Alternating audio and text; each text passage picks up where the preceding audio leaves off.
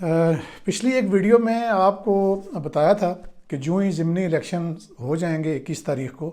تو علی ناصر رضوی صاحب کو جو ہے نا وہ چارج چھوڑنے کی اجازت مل جائے گی۔ تو وہ چنانچہ ایسا ہی ہوا ہے، اور آج انہوں نے بطور D I G operations Lahore اپنے عہدے کا چارج چھوڑ دیا ہے، اور بلکہ اسلام آباد میں ابھی مجھے بتایا گیا ہے کہ انہوں نے بطور آئی جی اسلام آباد چارج لے لیا ہے، اور یہ 39th inspector general of police ہیں اسلام آباد کے، جب سے یہ ڈسٹرکٹ بنا ہے 1981 سے، تو یہ 39ویں ہیں۔ تو ان کا جو ہے جو چیلنجز ہوں گے آنے والے آئی جی کو، ان کا جائزہ لے لیتے ہیں، اور کہ انہیں بطور کپتان آئی سی ٹی پولیس کن چیلنج کا سامنا ہوگا اور وہ کس طرح ان چیلنج سے عہدہ برا ہوں گے۔ تو میرے اکثر سننے والے جانتے ہوں گے کہ اسلام آباد جو ہے نا، یہ کہنے کو تو ایک ضلع ہے، مگر یہاں کا آئی جی ایک ڈی پی او نہیں ہوتا، کیونکہ اس شہر کی جو پولیسنگ ہے وہ پنجاب کے بڑے شہروں کی نسبت مختلف ڈائنامکس رکھتی ہے۔ پرانے جو پولیس افسران ہیں وہ تو یہ بھی کہتے ہیں کہ اس شہر کا جو پھیلاؤ ہے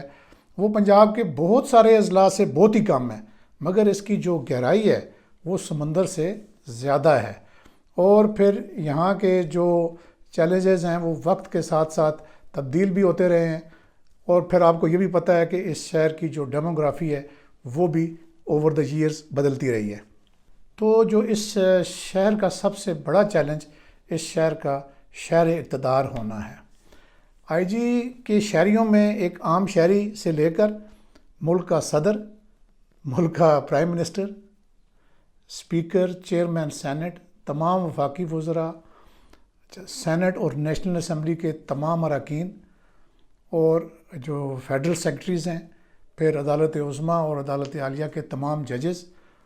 پھر اسی طرح سے جو تمام جو فارن ڈپلومیٹس ہیں جن کی ایمبیسیز جن ممالک کی ہمارے ملک میں ہیں، اور یعنی ایک عام سے لے کے بہت ہی خاص سطح کے شہری تک جو ہیں وہ آئی جی صاحب کے جو ایریا آف رسپانسبلٹی ہے اس میں اس کے رہائشی ہیں۔ پھر دیگر صوبوں کے جو گورنرز ہیں، وزراء اعلیٰ ہیں، وہ آئے روز یہاں پہ دورے پہ آتے رہتے ہیں، اور اسی طرح سے جو غیر ملکی سربراہان ہیں اور ان کی جو وزراء خارجہ ہیں باقی ممالک کے، یعنی جو وی وی آئی پیز ہیں، وہ بھی وزٹ کرتے رہتے ہیں۔ تو بعض اوقات جو ہے وہ ایک ہی روز میں بہت سارے بہت ہی اہم اور بے حد سینسٹیو جو یعنی ایونٹس ہیں وہ اس شہر میں وقوع پذیر ہو رہے ہوتے ہیں۔ پھر اس کے ساتھ ساتھ جو وی وی آئی پی موومنٹس ہیں ان کو مینیج کرنا، پھر جو کرکٹ ٹیمیں آ جاتی ہیں، آج کل بھی ٹیم آئی ہوئی ہے نیوزی لینڈ کی، اور آپ کو پتہ ہے کہ اس کا جو لیول آف جو سینسٹیوٹی ہے وہ کہاں پر ہے۔ تو یہ پی ایس ایل جب ہو رہی ہوتی ہے تو گویا یہاں پہ راؤنڈ دا ایئر جو ہے وہ یعنی بڑی سخت سیکیورٹی کے جو ایونٹس ہیں وہ وقوع پذیر ہوتے ہیں۔ اچھا، پھر دوسرے نمبر پر یہاں کے جو سیاسی درجہ حرارت کے ساتھ جو اتار چڑھاؤ والے جو لا اینڈ آرڈرز ہیں، وہ جو پولیس چیف ہوتا ہے اس کے لیے ہمیشہ ایک چیلنج بنے رہتے ہیں۔ تو ماضی قریب کی بات کریں تو 2007 کا جو وکلاء تحریک ہے، پھر اور بھی اس کے بعد بھی بہت سارے ایونٹس ہیں جو اس وقت میرے ذہن میں نہیں ہیں۔ 2014 کا پی ٹی آئی کا دھرنا ہے، پھر 2017 میں جو ٹی ایل پی، 2021 میں بھی ٹی ایل پی کے جو دھرنے ہیں، اور پھر مئی 2022 میں ایک نیا یعنی سلسلہ شروع ہوا ایجیٹیشن کا، جس میں پھر لانگ مارچ ہوا 25 مئی کو، اور پھر اسی طرح جو مختلف لیڈرز ہوتے ہیں اپوزیشن کے، ان کی اعلیٰ عدالتوں میں اور احتساب عدالتوں میں پیشیاں، اور یہ ایک آن گوئنگ پروسیس ہوتا ہے کہ جو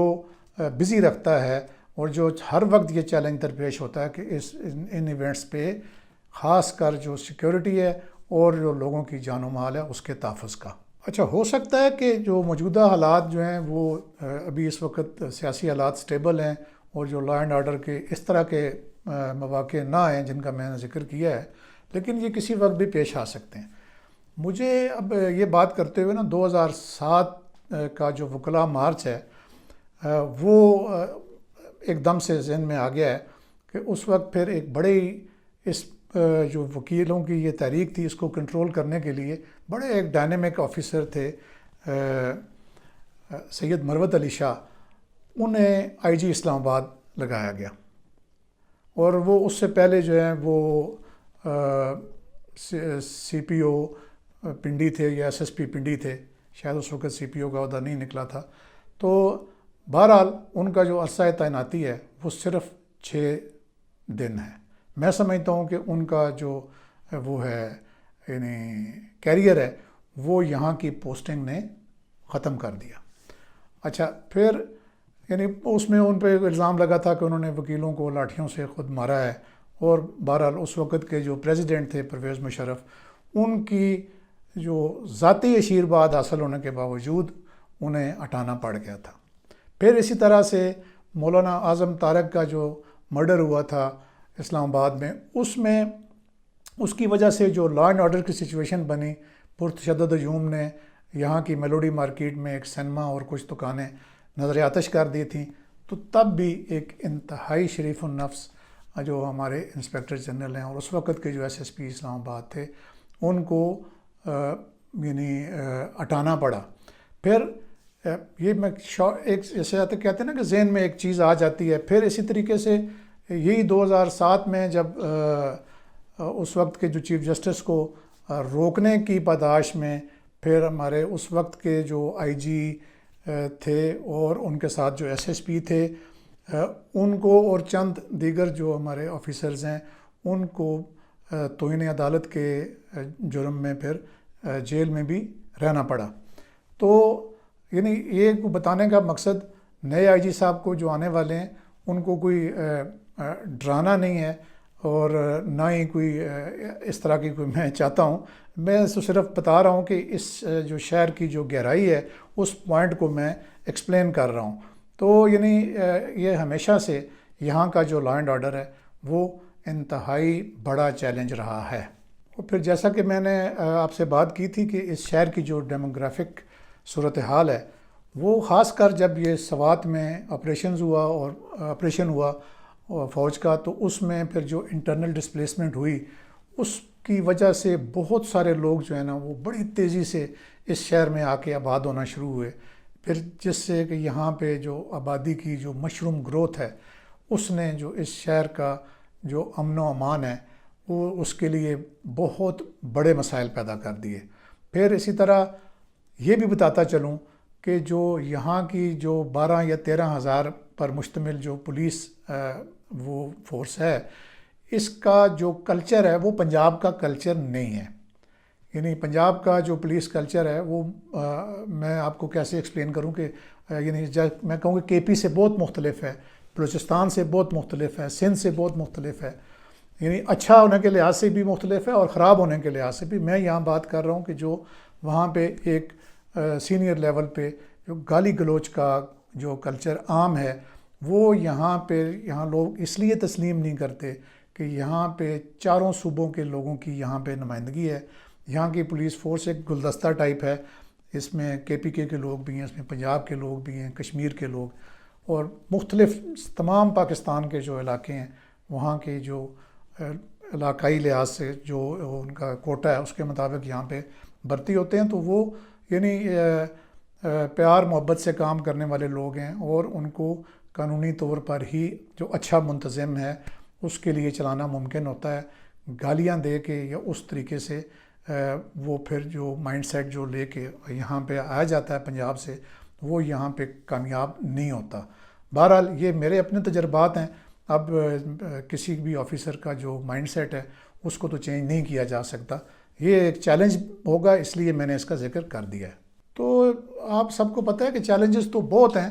میں اور ان کا احاطہ ایک ویڈیو میں کرنا جو ہے وہ ممکن نہیں ہے، مگر جو چوندے معاملات ہیں نا ان کی میں نے بات کر دی ہے۔ آخر میں کہتے ہیں نا کہ last but not the least, یہ کراچی، لاہور اور راولپنڈی کے بعد جو اسٹریٹ کرائمز ہیں وہ اب شہر اقتدار کا بھی ایک بہت بڑا مسئلہ بن کر سامنے آئے ہیں، جس سے نمٹنے کے لیے ایک تو طریقہ ہے جو کنونشنل پولیسنگ کا طریقہ ہے، جس میں جو اس طرح کے گروہ ہوتے ہیں ان کو ٹریس کرنا، ان کو گرفتاریاں کرنا، ان کو پروسیکیوٹ کرنا، عدالتوں سے سزا دلوانا اس میں شامل ہے۔ مگر پچھلے جو 2 ادوار گزرے ہیں، 2 انسپیکٹر جنرلز کے ادوار گزرے ہیں، وہ آپ سب جانتے ہیں، تو اس میں ایک نیا ٹرینڈ یہاں پہ متعارف کرایا گیا، جو پنجاب کا برآمد شدہ ٹرینڈ تھا کہ نہیں، ہاف فرائی اور فل فرائی والی جو پالیسی ہے اس پر عمل کرنے کی کوشش کی گئی، اور مگر اس ٹرینڈ کو جو یہاں کے انتہائی جو سلجھے ہوئے جو طبقات ہیں ان میں سخت ناپسندگی کی نگاہ سے دیکھا گیا، یعنی اس کو لوگوں نے پسند نہیں کیا۔ تو اب دیکھنا یہ ہے کہ جو نئے آنے والے آئی جی صاحب ہیں وہ ان میں سے کون سی پالیسی اپناتے ہیں، اور اس شہر کا جو پرانا عمل ہے وہ بحال کرنے میں کس حد تک کامیاب رہتے ہیں، کیونکہ بنیادی ذمہ داری تو بہرحال پولیس کی وہ یعنی لوگوں کی جان و مال کا تحفظ ہی ہوتا ہے۔ ہماری دعا ہے کہ وہ سماج دشمن عناصر کے خلاف کامیاب ہوں، مگر قانونی طور طریقوں کو بروئے کار لا کر۔ اب تک اتنا ہی۔ اللہ حافظ، اپنا خیال رکھیے گا۔